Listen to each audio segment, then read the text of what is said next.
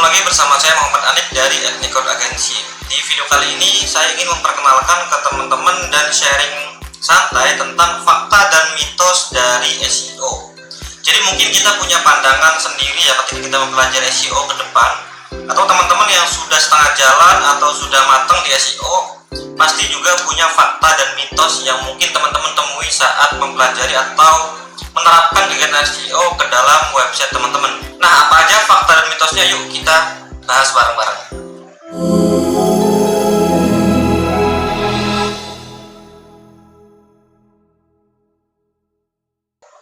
Selama saya menggeluti dunia SEO, mungkin ini adalah fakta dan mitos tentang SEO yang paling banyak saya temui, atau pertanyaan yang paling banyak saya dapatkan ketika saya berhadapan dengan klien dan juga circle atau teman-teman saya yang membutuhkan SEO ke dalam websitenya. Yang pertama itu harus bisa bikin website. Apakah ketika kita belajar SEO atau pengen menjadi SEO spesialis itu harus bisa bikin website?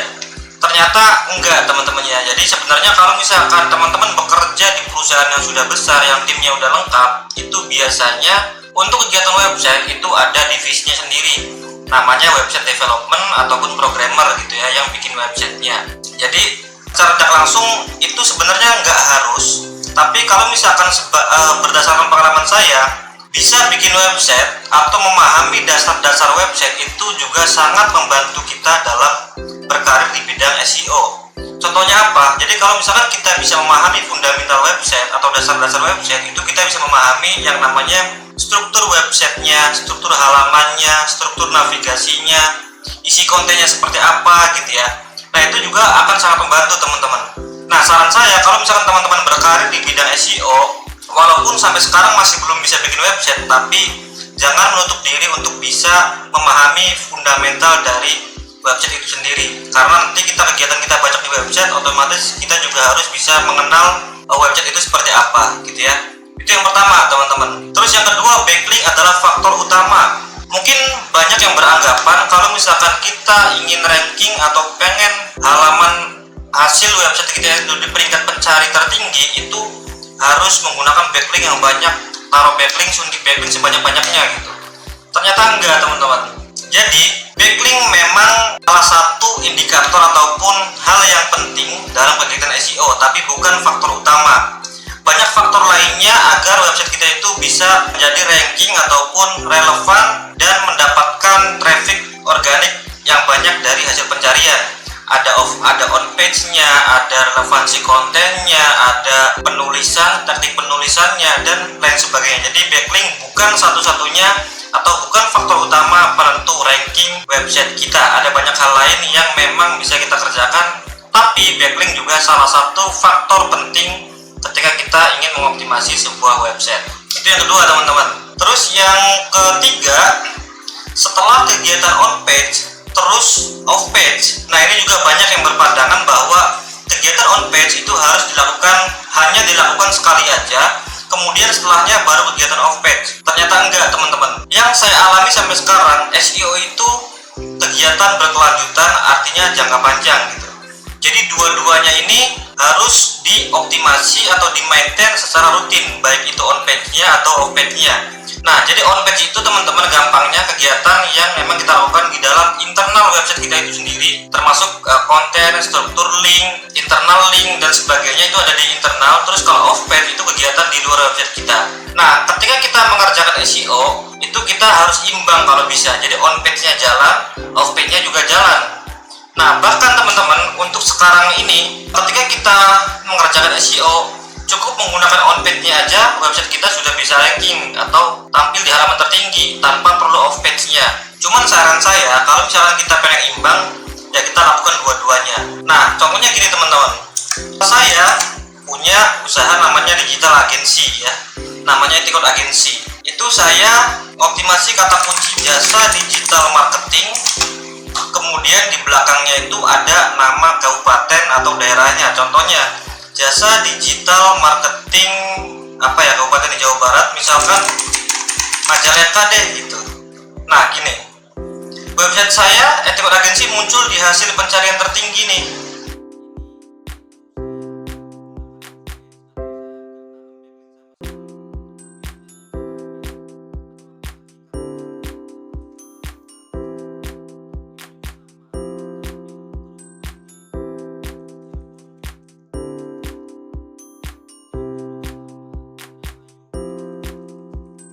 Indramayu juga sama.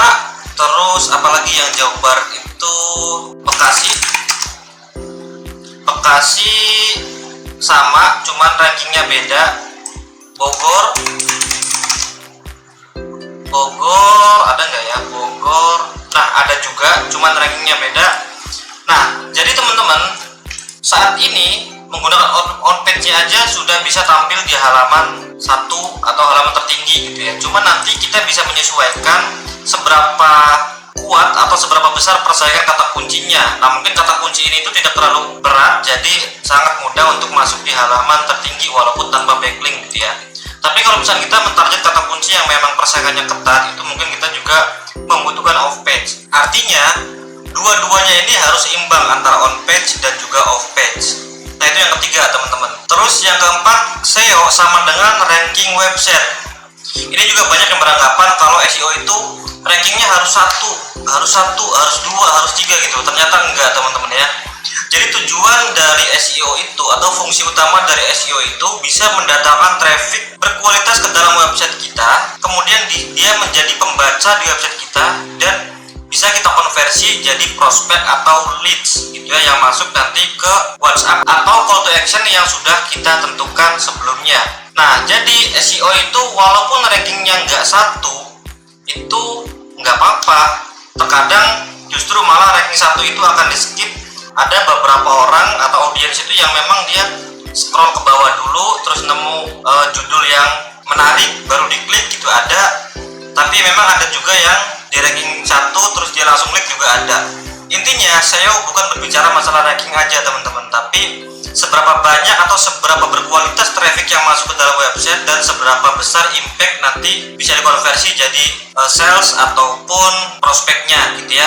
Nah, ini tergantung dari jenis websitenya. Kalau misalnya website company profile atau website usaha, mungkin goal akhirnya adalah leads atau prospek. Tapi misalkan kayak website berita atau news, itu mungkin goal akhirnya trafficnya aja diperbanyak gitu ke dalam website itu.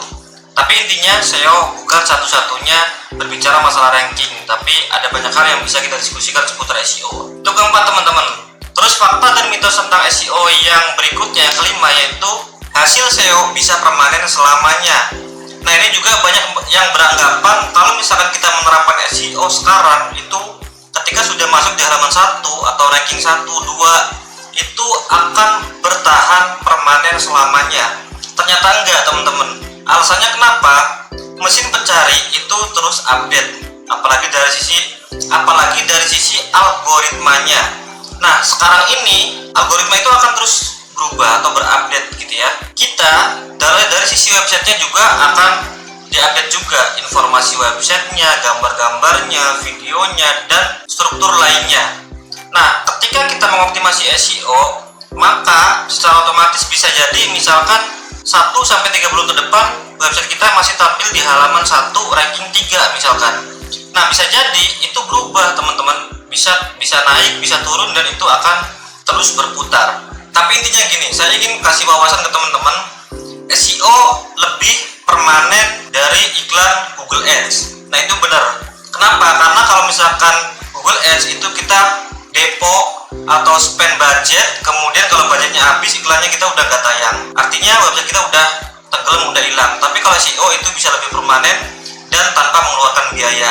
Tapi itu nanti diskusi di hal topik yang lain. Intinya hasil SEO tidak permanen selamanya, tapi cenderung lebih permanen dibandingkan kegiatan iklan, salah satunya Google Ads. Gitu teman-teman ya. Jadi ini adalah fakta dan mitos tentang SEO yang sering saya temukan dan mudah-mudahan bisa menambah wawasan pengetahuan teman-teman seputar dunia SEO ketika belajar SEO lebih lanjut ke depannya. Saya akan lanjutkan materi-materi lainnya di video selanjutnya.